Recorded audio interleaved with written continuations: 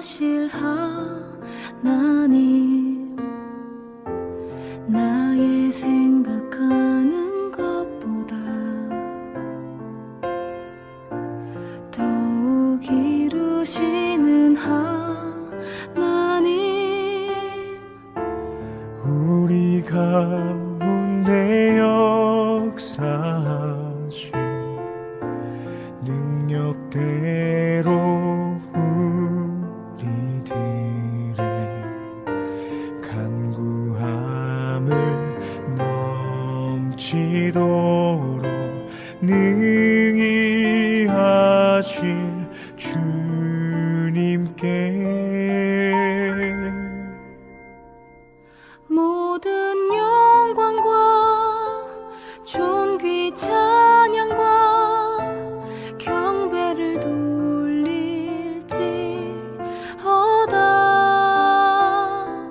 모든 영광과 존귀 찬양과 경배를 돌릴지어다.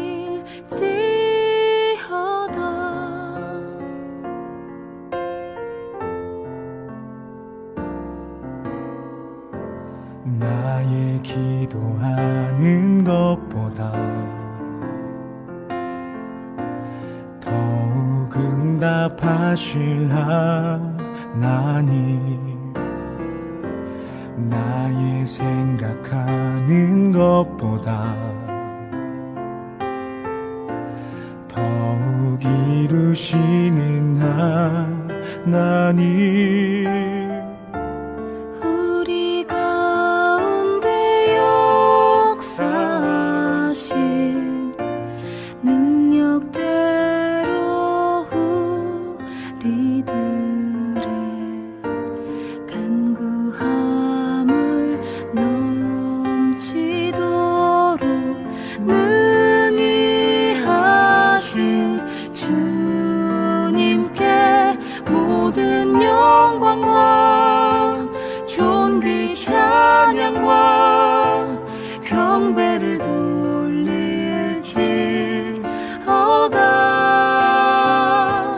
모든 영광과 존귀 찬양과 경배를 돌릴지어다. 모든 영광과 존귀 찬양과 경배를 돌릴지어다. 모든 영광과 존귀 찬양과 경배를 돌릴지어다.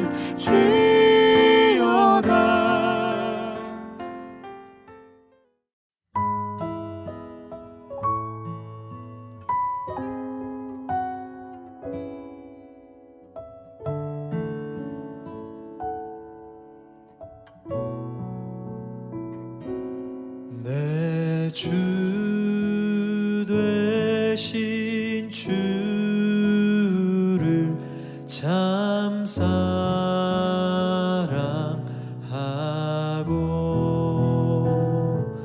곧 그에게 죄를 다고 합니다. 그 은혜를 주신 내 예수 시니 이전보다 더욱 사랑합니다.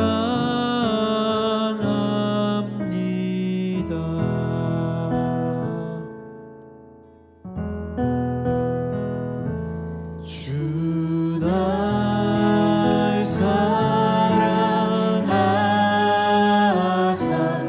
구하시려고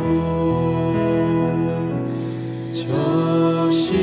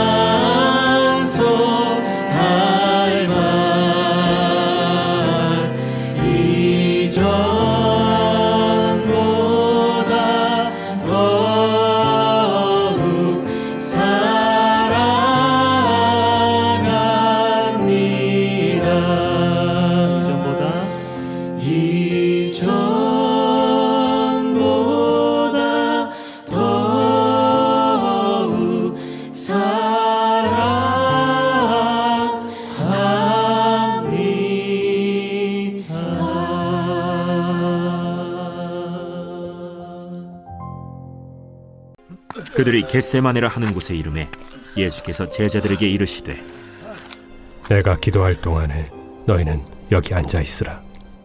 하시고 베드로와 야고보와 요한을 데리고 가실새 심히 놀라시며 슬퍼하사 말씀하시되 내 마음이 심히 고민하여 죽게 되었으니 너희는 여기 머물러 깨어 있으라. 조금 나아가사 땅에 엎드려 될 수 있는 대로 이때가 자기에게서 지나가기를 구하여 이르시되 아빠, 아버지여, 아버지께는 모든 것이 가능하오니 이 잔을 내게서 옮기시옵소서. 그러나 나의 원대로 마시옵고 아버지의 원대로 하옵소서. 돌아오사 제자들이 자는 것을 보시고 베드로에게 말씀하시되 시몬아, 자느냐? 네가 1시간도 깨어 있을 수 없더냐? 시험에 들지 않게 깨어 있어 기도하라. 마음에는 원이로되 육신이 약하도다. 다시 나아가 동일한 말씀으로 기도하시고 다시 오사 보신즉 그들이 자니 이는 그들의 눈이 심히 피곤함이라. 그들이 예수께 무엇으로 대답할 줄을 알지 못하더라. 세 번째 오사 그들에게 이르시되 이제는 자고 쉬라. 그만 되었다. 때가 왔도다. 보라, 인자가 죄인의 손에 팔리느니라. 일어나라, 함께 가자. 보라, 나를 파는 자가 가까이 왔느니라. 마가복음은 계속해서 예수님의 정체성과 제자도에 대해서 말씀하고 계십니다.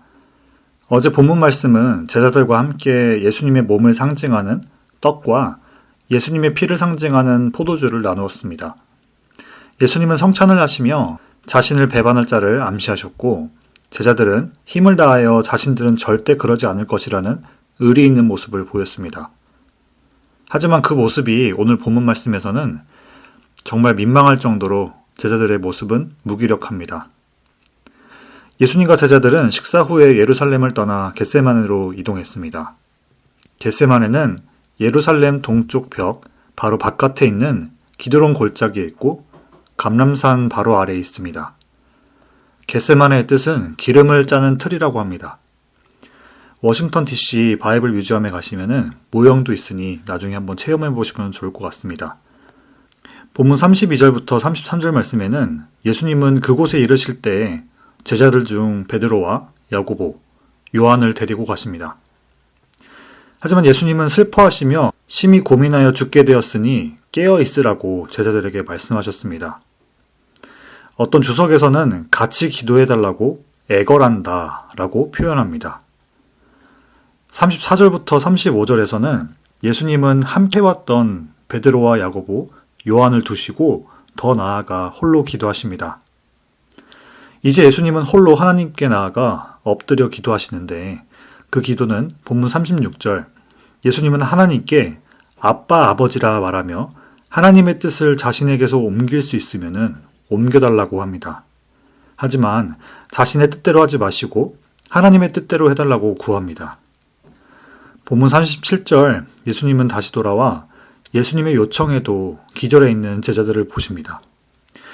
사실 제자들의 스케줄이 어떠했나요? 가족과 일을 뒤로하고 예수님의 제자가 되기 위해 예수님을 따라 쉼없이 돌아다녔습니다. 예수님의 사역들, 병든 자를 치유하시고 귀신 들린 자를 쫓아내시는 기적을 보고 회당에서의 말씀 가르침을 받고 율법 선지자들과 논쟁하는 모습을 보고 무리들을 피해 이동하고 복음을 전하러 다니고 풍랑에서 쪽잠을 자기도 하고 그 누구도 소화하기 힘든 예수님의 공생의 3년을 마무리해가는 시점에 제자들의 영과 체력은 지칠 대로 지쳤을 것입니다. 하지만 예수님의 심정은 제자들에게도 하나님에게도 버림받은 듯 하셨을 것입니다. 예수님의 겟세마네 기도 속에는 하나님께서 침묵하셨기 때문이죠. 본문 37절부터 38절 말씀에는 예수님은 자고 있던 베드로를 깨우셔서 시몬아 자느냐 내가 1시간도 깨어있을 수 없더냐 시험에 들지 않게 깨어있어 기도하라 마음에는 원이로되 육신이 약하도다 라고 하십니다. 본문 39절 예수님은 다시 홀로 기도하러 가시며 하나님께 같은 말씀으로 기도하셨습니다. 본문 40절 예수님은 기도를 마치시고 내려오셔서 제자들을 다시 보십니다. 제자들은 여전히 자고 있었고 그들의 눈이 피곤하다고 합니다.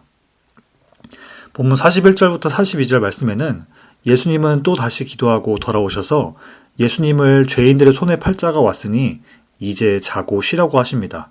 그리고 그 자가 누구인지 일어나 함께 가서 보자라고 하셨습니다. 겟세마네 기도는 복음서에서 아주 상징적인 부분입니다. 하나님이신 예수님이 이 땅에 사람의 몸으로 오셔서 이 땅의 어느 존재도 하나님과 사람들의 관계를 이을 수 없었는데 그것을 가능케 하신 분이 예수님이셨습니다. 하지만 겟세마네에서의 예수님의 모습은 하나님과도 그리고 사람들, 특히 예수님과 함께 식사 교제를 했던 제자들에게도 단절된 모습입니다. 예수님의 기도는 돌아오지 않는 허공에 외치는 기도였고 사방에 자기 사람이 없는 것 같은 홀로 계신 상태였습니다.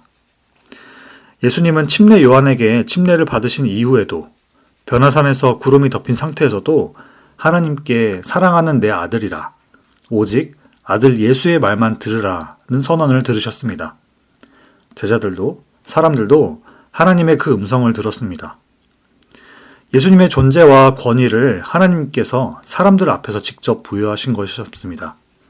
그럼에도 불구하고 예수님의 기도에 하나님께서 침묵하신 이유가 무엇이었을까요? 마가복음 15장 31절 십자가에 가시는 고난의 길에서는 예수님을 향해 대적들이 이렇게까지 조롱했습니다. 저 사람이 남은 구원한다 하면서 자기 자신은 구원할 수 없구나. 결국에 예수님의 겟세마네 기도는 실패였을까요? 오늘 본문을 통해 함께 나눌 첫 번째 포인트입니다. 깨어 기도함으로 내 뜻이 아닌 하나님의 뜻에 초점을 맞추자입니다. 결론적으로는 예수님의 기도는 실패가 아닌 성공이었습니다. 왜냐하면 예수님은 하나님의 뜻을 구했기 때문입니다. 그리고 그 뜻은 하나님께서 기뻐하시는 기도였기 때문에 성공한 또한 승리하는 기도였습니다.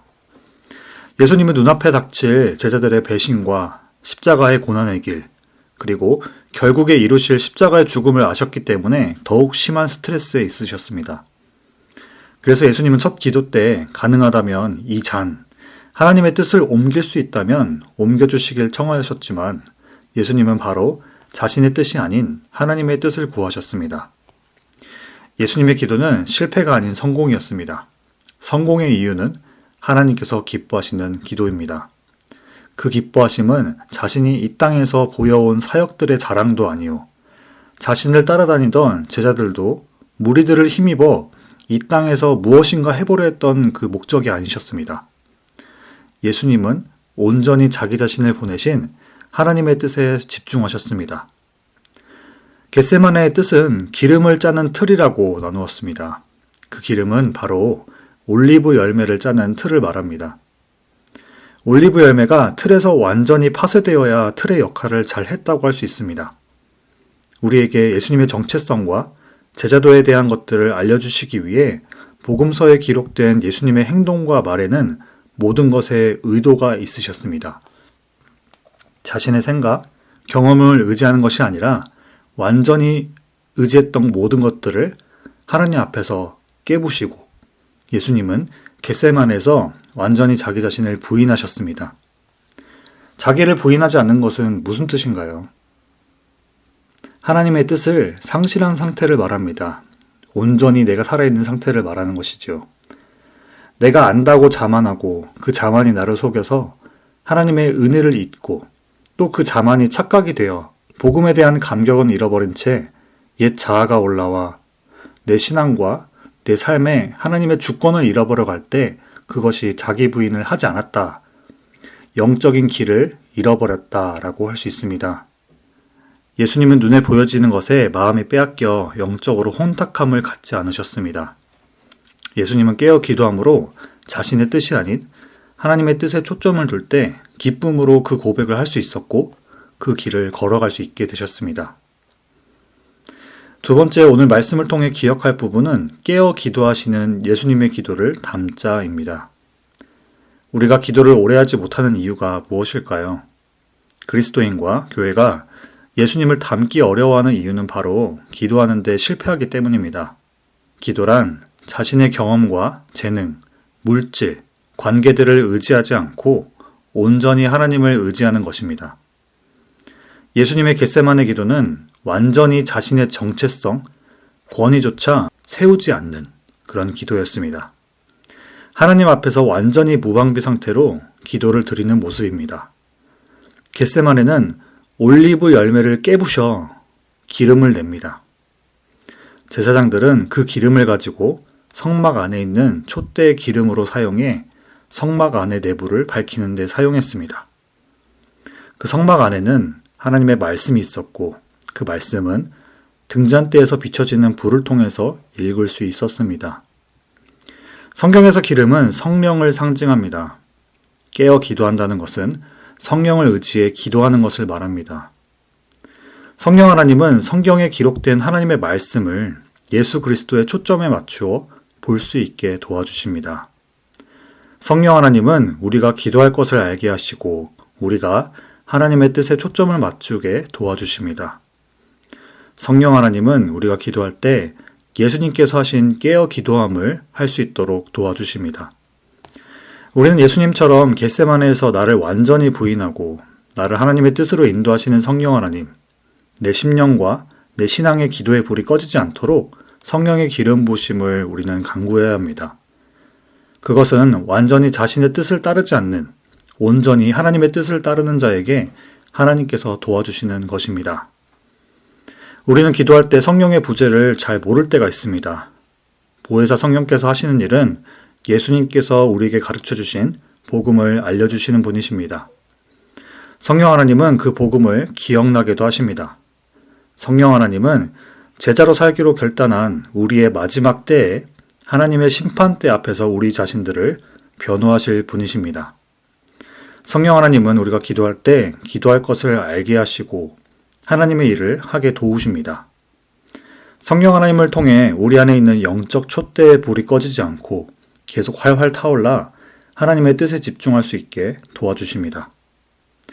성령 하나님을 의지할 때 우리는 영적 통찰력을 가질 수 있고 예수님을 닮아갈 수 있으며 내 능력으로 하는 것이 아니기 때문에 영적으로 담대하게 하십니다. 우리는 성령 하나님을 의지해 깨어서 기도해야 합니다. 마지막으로 오늘 말씀을 통해 기억할 부분은 깨어 기도함으로 믿음의 눈을 갖자입니다. 오늘 본문 말씀의 마지막 구절에 아이러니한 장면이 나옵니다. 예수님을 붙잡아갈 자들을 발견하고 예견한 분이 예수님이라는 것입니다. 정작 예수님을 보호하고 그 사역을 하실 수 있도록 도와야 할 제자들은 영적으로 체력적으로 지쳐서 잠에 빠져 있었습니다. 예수님은 공생의 기간과 이 땅에서의 예수님의 마지막 사명이 고난의 길이라는 것을 이미 아셨습니다. 예수님의 고난의 상황은 구약의 다윗과 바울 그리고 베드로의 고백과도 같습니다. 다윗이 시편에서 하나님께 드린 기도, 환난 가운데 주께 부르짖나이다.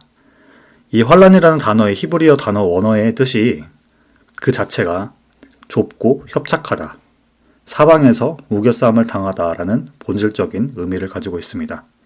히브리어로 짜르라고 합니다. 이 단어에서 나시린, 나사렛 등등 다양한 단어가 나왔습니다. 이 단어는 성경에서 말하는 의인들을 상징하는 것들과 많이 연결되어 있습니다. 예수님께서도 십자가의 길을 설명하실 때 그 길은 좁고 협착하며 사람들은 넓은 길을 다니길 좋아한다 라고 비교하며 얘기하셨습니다. 복음의 길 쉽지 않습니다. 하지만 우리 믿음의 선조들의 고백이 어떠했나요? 고린도후서 4장에서는 복음을 전하는 자, 복음의 삶을 사는 자가 겪게 되는 여러 환난들 가운데 세상의 이치와 내 완악함으로 인해 내 영이 메마르고 좁고 협착함을 당하여도 우리가 영적으로 망하지 않는 것은 예수의 죽음을 몸에 짊어짐으로 예수의 생명이 우리에게 나타나게 하려 함이라. 베드로전서 4장 12절부터 14절 말씀에서는 너희를 연단하려고 오는 불시험을 이상한 일 당하는 것 같이 여기지 말고 오히려 너희가 그리스도의 고난에 참여하는 것으로 즐거워하라. 이는 그의 영광이 나타나실 때에 너희로 즐거워하고 기뻐하게 하려 함이라. 너희가 그리스도의 이름으로 치욕을 당하면 복 있는 자로다. 영광의 영, 곧 하나님의 영이 너희 위에 계심이라.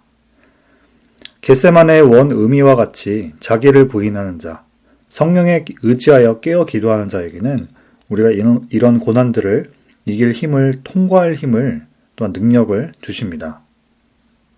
기독교의 난센스는 고난을 피하게 하는 것이 아니라 고난을 통과할 수 있는 능력과 지혜, 또한 견딜 수 있는 힘을 주신다는 것입니다. 고난과 고통이 있다는 것은 우리가 살아있다는 증거, 그리고 또 성장한다는 믿음의 성취와 그리스도의 마음을 알아가는 영적인 성숙함의 풍성함, 그 아름다움을 누릴 수 있습니다. 세상의 이치와 생활 습관들은 너무 다 쉽고 고통을 최소화할 수 있도록 그런 개념들로 팽배합니다.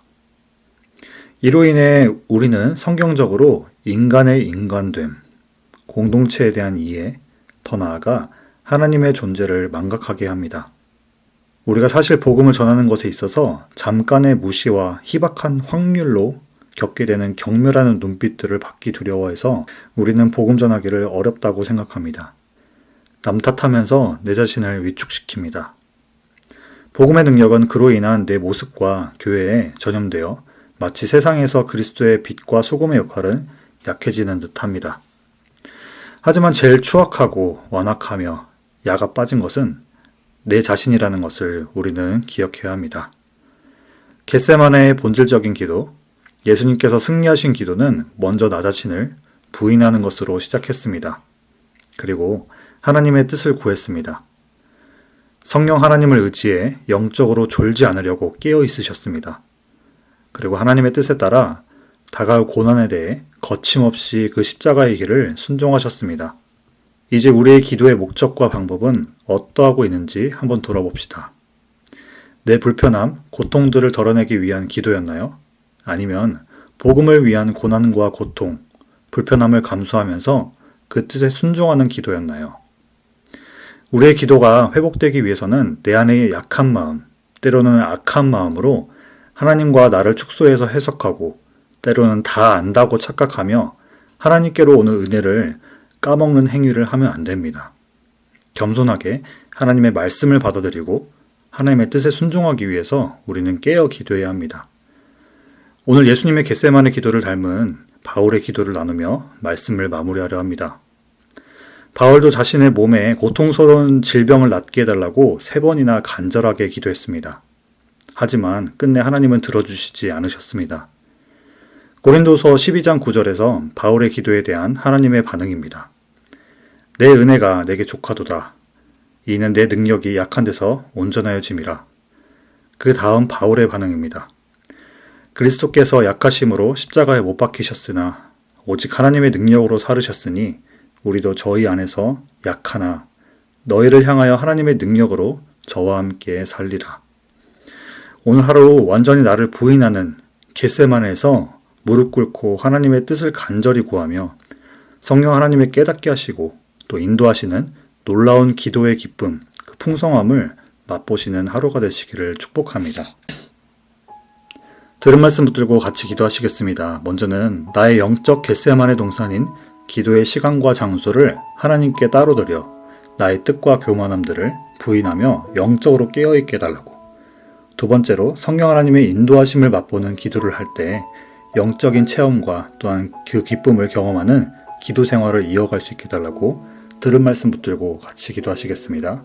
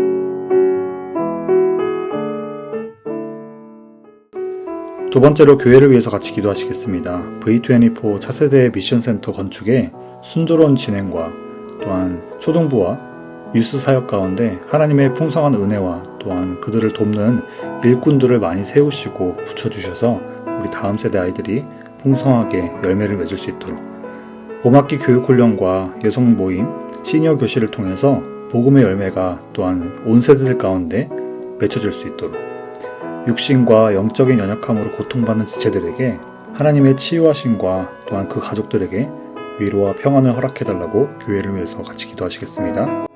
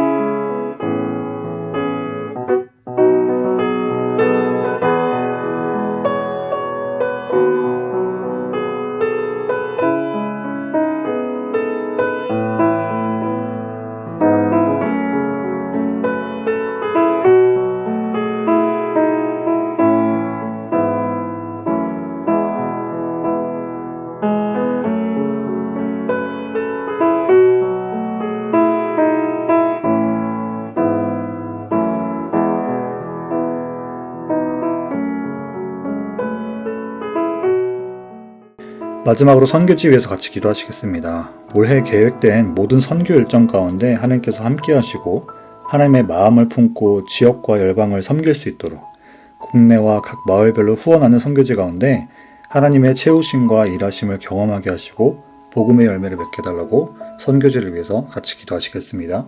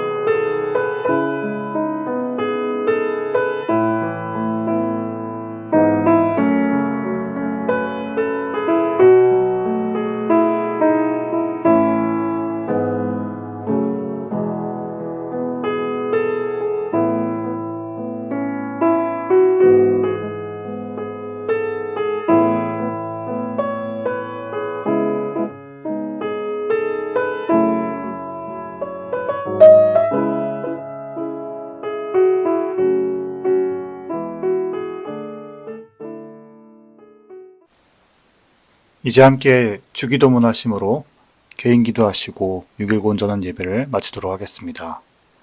하늘에 계신 우리 아버지여, 이름이 거룩히 여김을 받으시오며 나라가 임하시오며 뜻이 하늘에서 이루어진 것 같이 땅에서도 이루어지이다.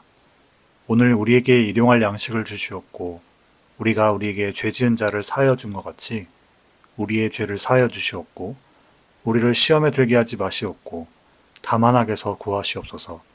나라와 권세와 영광이 아버지께 영원히 있사옵나이다. 아멘.